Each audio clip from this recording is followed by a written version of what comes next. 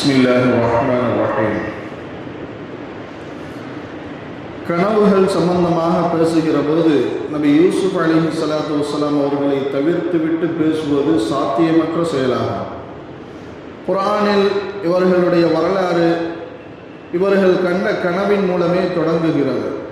இறுதியில் அந்த கனவுக்கு விளக்கமாகவே இவர்களின் வரலாறு முடிவடைகிறது. இது قال يوسف لأبيه يا أبت إني رأيت 11 كوكبا والشمس والقمر رأيتهم لي ساجدين. யூசுப் தன் தந்தையாரிடம், என் அருமை தந்தையே, 11 நட்சத்திரங்களும் சூரியனும் சந்திரனும் இவை யாவும் எனக்கு சிரம் பணிவதை மெய்யாகவே கனவில் நான் கண்டேன் என்று கூறிய போது என்று தொடங்குகிற யூசுப் நபியின் வரலாறு, وَرَفَعَ أَبَوَيْهِ عَلَى الْعَرْشِ وَخَرُّوا لَهُ سُجَّدًا وَقَالَ يَا أَبَتِ هَذَا تَأْوِيلُ رُؤْيَايَ مِنْ قَبْلُ قَدْ جَعَلَهَا رَبِّي حَقًّا. இன்னும் அவர் தம் தாய் தந்தையரை அரியாசனத்தின் மீது உயர்த்தி அமர்த்தினார். அவர்கள் எல்லோரும் அவருக்கு மரியாதை செலுத்தியவர்களாக சிரம் பணிந்து வீழ்ந்தனர். அப்போது அவர் தம் தந்தையை நோக்கி, என் தந்தையே, இதுதான் என்னுடைய முந்தைய கனவின் விளக்கமாகும். அதனை என் இறைவன் உண்மையாக்கினான் என்று நிறைவடைகிறது. எல்லா நபிமார்களும் கனவுகளுக்கு விளக்கம் சொல்லக்கூடியவர்கள்தான் என்றாலும் நபி யூசுப் அலைஹிஸ்ஸலாத்து வஸ்ஸலாம் அவர்கள் அதில் தனித்தன்மை உடையவர்களாக இருந்தார்கள். அல்லாஹ் அவர்களுக்கு கொடுத்திருந்த பல்வேறு சிறப்புகளில் கனவுகளுக்கு விளக்கம் கூறுதலும் ஒன்றாகும். எனவேதான் இவர்களை பற்றி குர்ஆனில் وَكَذَلِكَ يَجْتَبِيكَ رَبُّكَ وَيُعَلِّمُكَ مِنْ تَأْوِيلِ الْأَحَادِيثِ. இவ்வாறு உன் இறைவன் உம்மை தேர்ந்தெடுத்து கனவுகளின் விளக்கத்தை உமக்கு கற்றுக் கொடுத்தான் என்று அல்லாஹ் தஆலா கூறுகிறார். மேலும் நபி யூசுப் அலைஹிஸ்ஸலாத்து வஸ்ஸலாம் அவர்கள் நமது பிரார்த்தனையில் ரப்பி قد آتيتني من الملك وعلمتني من تأويل الأحاديث, என் இறைவனே, நிச்சயமாக நீ எனக்கு அரசாட்சியை தந்து கனவுகளின் விளக்கங்களையும் எனக்கு கற்றுத்தந்தாய் என்று கூறியதாகவும் அல்லாஹ் குர்ஆனில் கூறுகிறார். நபி யூசுப் அலைஹிஸ்ஸலாத்து வஸ்ஸலாம் அவர்களின் வரலாற்றில் 3 சட்டைகள் இடம்பெற்றுள்ளன. ஒன்று, நபி யூசுப் அலைஹிஸ்ஸலாத்து வஸ்ஸலாம் அவர்களை கிணற்றில் தள்ளிவிட்ட சகோதரர்கள் அவரது சட்டையில் பொய்யான இரத்தத்தை தேய்த்து தந்தையிடம் கொண்டு வந்து கொடுத்தனர். وَجَاءُوا عَلَى قَمِيصِهِ بِدَمٍ كَذِبٍ قَالَ بَلْ سَوَّلَتْ لَكُمْ أَنفُسُكُمْ أَمْرًا فَصَبْرٌ جَمِيلٌ وَاللَّهُ الْمُسْتَعَانُ عَلَى مَا تَصِفُونَ. மேலும் தங்கள் கூற்றை மெய்ப்பிக்க யூசுஃபுடைய சட்டையில் பொய்யான இரத்தத்தை தடவி கொண்டு வந்திருந்தார்கள். இல்லை, உங்கள் மனம் ஒரு தீய காரியத்தை உங்களுக்கு அழகாக காண்பித்து விட்டது. எனவே எனக்கு இந்நிலையில் அழகிய பொறுமையை மேற்கொள்வதே நலமாக இருக்கும். மேலும் நீங்கள் கூறும் விஷயத்தில் அல்லாஹ்வே உதவி தேடப்படுபவன் என்று கூறினார். சட்டையை பார்த்ததும் தந்தை யாக்கூப் நபி அலைஹிஸ்ஸலாத்து வஸ்ஸலாம் அவர்கள் சற்று நிம்மதி அடைந்தார்கள். நமது மகன் ஓநாயால் கொல்லப்படவில்லை என்று உறுதி கொண்டார்கள். காரணம், அந்த சட்டை கிழிந்திருக்கவில்லை. 2, நபி யூசுப் அலைஹிஸ்ஸலாத்து வஸ்ஸலாம் அவர்கள் வாலிப பருவத்தை அடைந்த போது அவர்களிடத்தில் மந்திரியின் மனைவி தவறாக நடக்க முனைந்தார். அவளிடமிருந்து அவர்கள் தப்பிச் செல்ல முயன்ற போது பின்புறம் இருந்து அவர்களது சட்டையை பிடித்து அவள் இழுக்க அது கிழிந்து போனது. குர்ஆன் அக்காட்சியையும் அதன் பின் நடந்த நிகழ்வையும் விவரிக்கிறது. வஸ்தபகல் பாப வகத்தத் கமீஷஹு மின் துபுரின் வஅல்ஃப யா சய்யிதஹா லதல் பாப் قالت ما جزاء من أراد بأهلك سوءا إلا أن يسجن وعذاب أليم قال هي راودتني عن نفسي وشهد شاهد من أهلها إن كان قميصه قد من قبل فصدقت وهو من الكاذبين وإن كان قميصه قد من دبر فكذبت وهو من الصادقين فلما رأى قميصه قد من دبر قال إنه من كيدكن إن كيدكن عظيم. யூசுப் அவளை விட்டும் தப்பி ஓட முயன்று ஒருவரை ஒருவர் முந்திக்கொள்ள வாசலின் பக்கம் ஓடினார்கள். அவள் அவருடைய சட்டையை பின்புறத்தில் கிழித்து விட்டாள். அப்போது அவளுடைய கணவரை வாசல் பக்கம் இருவரும் கண்டனர்.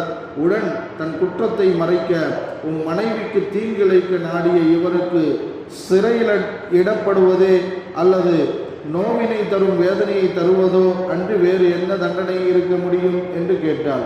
இதை மறுத்த யூசுப், இவள்தான் என்னை வற்புறுத்தி தன்னிடம் அழைத்தாள் என்று கூறினார். இதற்கிடையில் அவள் குடும்பத்தைச் சேர்ந்த ஒருவர் சாட்சியாக பின்வருமாறு கூறினார்.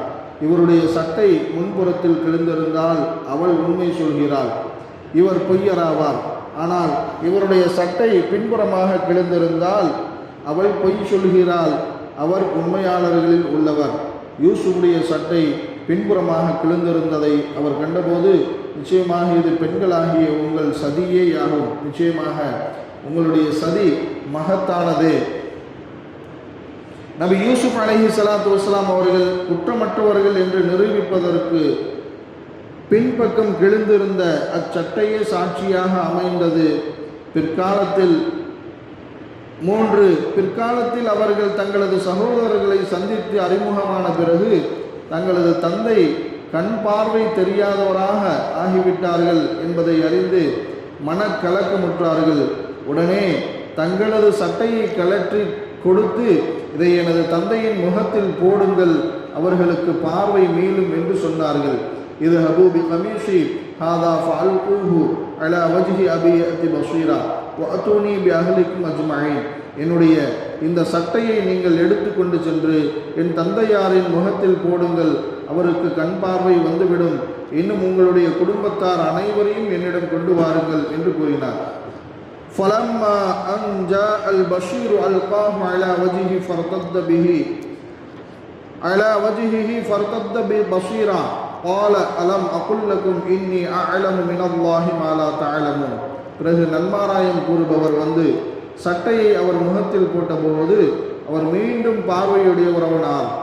நீங்கள் அறியாததையெல்லாம் அல்லாஹ்விடமிருந்து நிச்சயமாக நான் அறிவேன் என்று உங்களிடம் கூறவில்லையா என்று அவர்களை நோக்கி கூறினார்.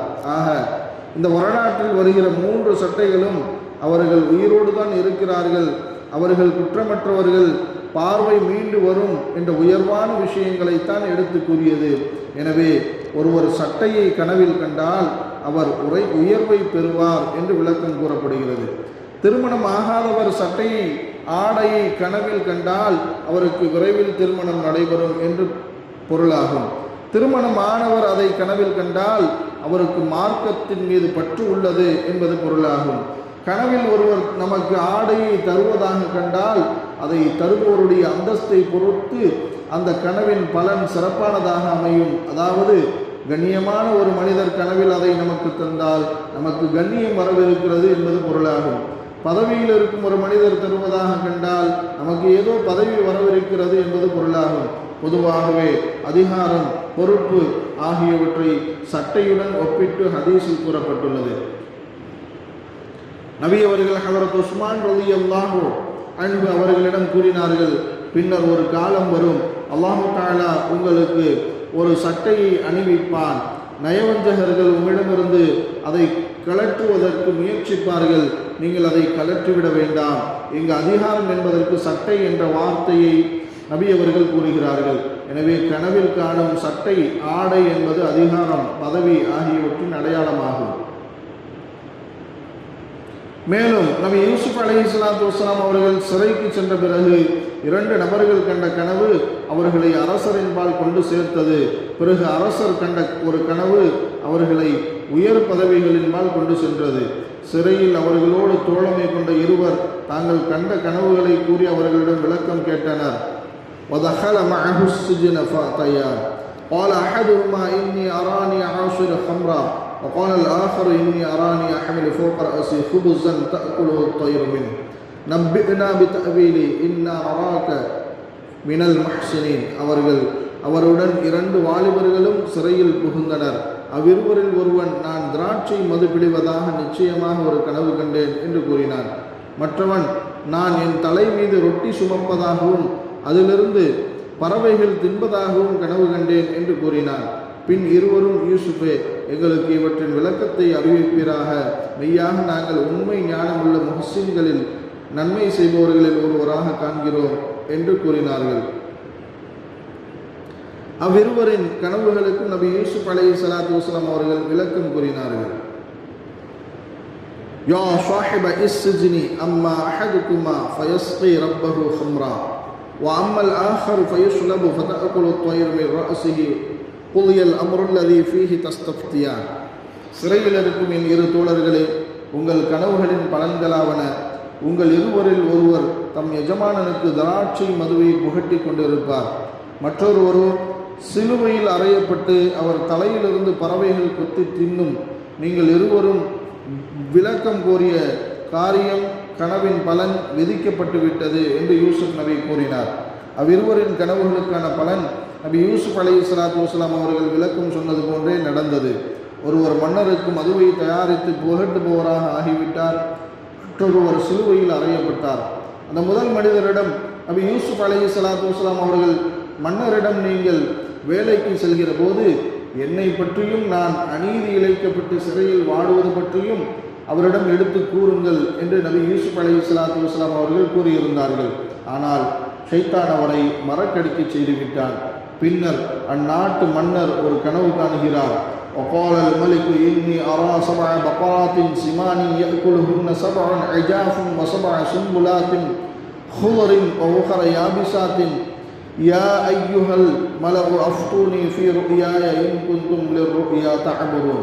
நான் 7 கொழுத்த பசுக்களை 7 மெலிந்த பசுக்கள் தின்பதையும் 7 பசுமையான கதிர்களையும் வேறு 7 காய்ந்து சாவியாகிவிட்ட கதிர்களையும் தினமாக நான் கனவில் கண்டேன். பிரதானிகளே, நீங்கள் கனவு விளக்கம் கூறக்கூடியவர்களாக இருந்தால் என்னுடைய கனவின் பலனை எனக்கு அறிவியுங்கள் என்று தம் பிரதானிகளை அழைத்து எகிப்து நாட்டு அரசர் கூறினார். எகிப்துக்கு வரவிருந்த மிகப்பெரிய பஞ்சத்தையும் அதை சரி செய்கிற வழிமுறையையும் அக்கனவின் மூலம் அல்லாஹ் அவருக்கு அறிவித்திருந்தான். ஆனால் அக்கனவின் முழுமையான விளக்கத்தை அவரால் உணர முடியவில்லை. அவர் அப்படி உணராமல் போனதும் அல்லாஹுவின் ஏற்பாடுதான். அப்போதுதானே அவரோடு யூசுப் நபி அலைஹிஸ்ஸலாத்து வஸ்ஸலாம் அவர்களை இணைக்க முடியும். அரசருக்கு மது விழுந்து கொடுப்பவன் சிறையில் இருந்த நபி யூசுப் அலைஹிஸ்ஸலாத்து வஸ்ஸலாம் அவர்களிடம் வந்து அரசரின் கனவுக்கான விளக்கத்தை கேட்டு அதை நேராக அரசரிடம் சென்று பின்வருமாறு சொன்னான். قال تزرعون 7 سنين دأبا فما حصدتم فذروه في سنبله إلا قليلا مما تأكلون ثم يأتي من بعد ذلك 7 شداد يأكلن ما قدمتم لهن إلا قليلا مما تحسنون ثم يأتي من بعد ذلك عام فيه يغاث الناس وفيه يعصرون.